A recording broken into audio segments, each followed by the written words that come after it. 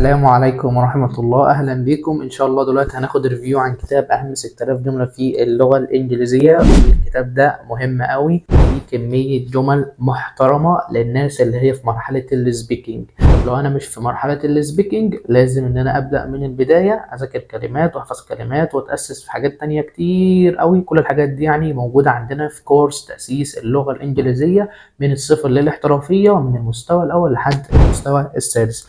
لو عايز تدخل معانا في الكورس في اي مستوى من المستويات دي كلمني واتس على الرقم ده. يلا بينا دلوقتي نشوف الكتاب. طبعا الكتاب من بره شكله وتصميمه لذيذ خالص.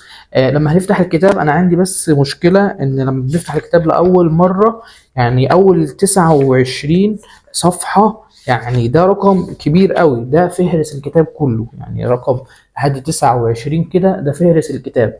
فانا شايف ان العدد ده كبير قوي، اتمنى يعني ان العدد ده يكون اقل فيما بعد. بعد كده طبعا محادثات كتير قوي في موضوعات مختلفة، وجمل كتيرة قوي موجودة في الكتاب. في البداية طبعا كل دي جمل بحكم ان انا بحب اللغة الانجليزية وبشرح كورسات وكده، فانا دايما بشوف كتب سواء اونلاين PDF او كانت كتب كده بشتريها، بحيث ان انا اشوف جمل جديدة واضيفها عندي في الكورسات لما بطور في الكورسات.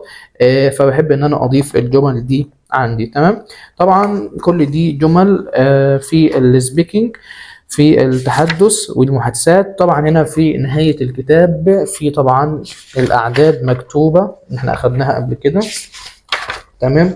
وبرضو الأعداد الترتيبية، أسماء القارات وأسماء الدول، وكمان الهوايات، والكلام ده كله مكتوب وموجود في الكتاب.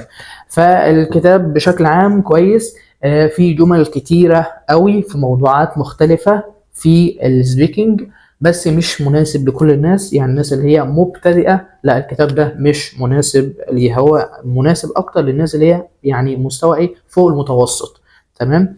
ده بالنسبة لكتاب أهم 6000 جملة في اللغة الإنجليزية. طبعا لو حابب تدخل معانا في كورس اللغة الإنجليزية كلمني واتس هنا والحق ادخل معانا. سلام.